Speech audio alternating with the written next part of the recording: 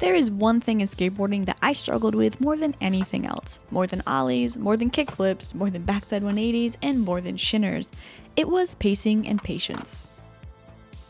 That's the thing about skaters. A lot of us often want to perform at a high level of skill from the very beginning, so we rush through as many tricks as possible, we take on goals that are near impossible, and we, in many cases, set ourselves up for heartbreak.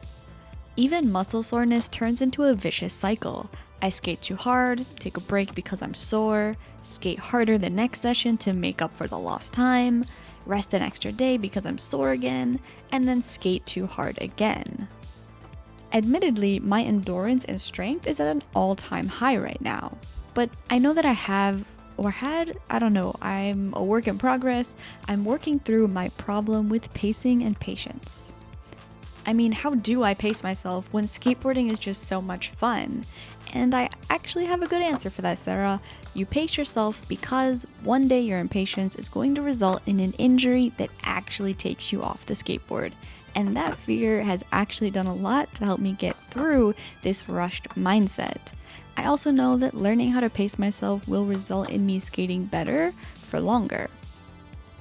Luckily, I don't just try to scare myself into calming down, I try to keep 3 things in mind and then always structure my session in a very particular way. First, what I keep in mind. 1, I recently heard someone say in an interview, don't do more today than you can completely recover from tomorrow. Really be honest about your limits and know when to push and when to go home. You can still push your endurance without pushing to the point that you're in a lot of pain later or the next day. And the pace will be more sustainable, so in the long run, you'll probably be able to improve your skills and endurance faster since you can actually sustain the pace you're skating at. 2, I try to remember that there are diminishing returns on my time and effort. For example, let's say that I have about 1 hour of solid skate time where my time and effort produces an optimal amount of helpful practice. This is when I want to be working on my staple tricks, exploring fun and new options, or maybe battling a trick. But once I pass that hour, the effort and time I put in no longer translates to helpful practice. I'm just pushing exhausted muscles, so the return on my investment of time and effort is either minimal or non-existent. I might still want to explore tricks, tinker or roll around, play with the tricks, but this is not the time for dedicated practice or battling tricks.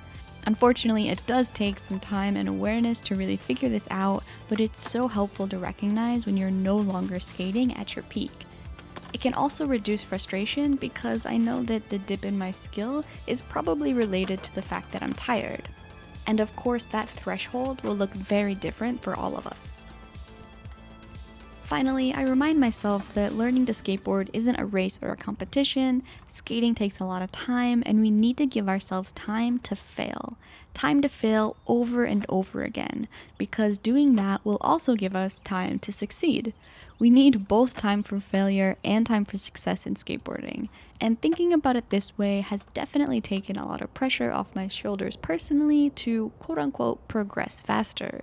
I don't need to learn any particular tricks in any particular time frame.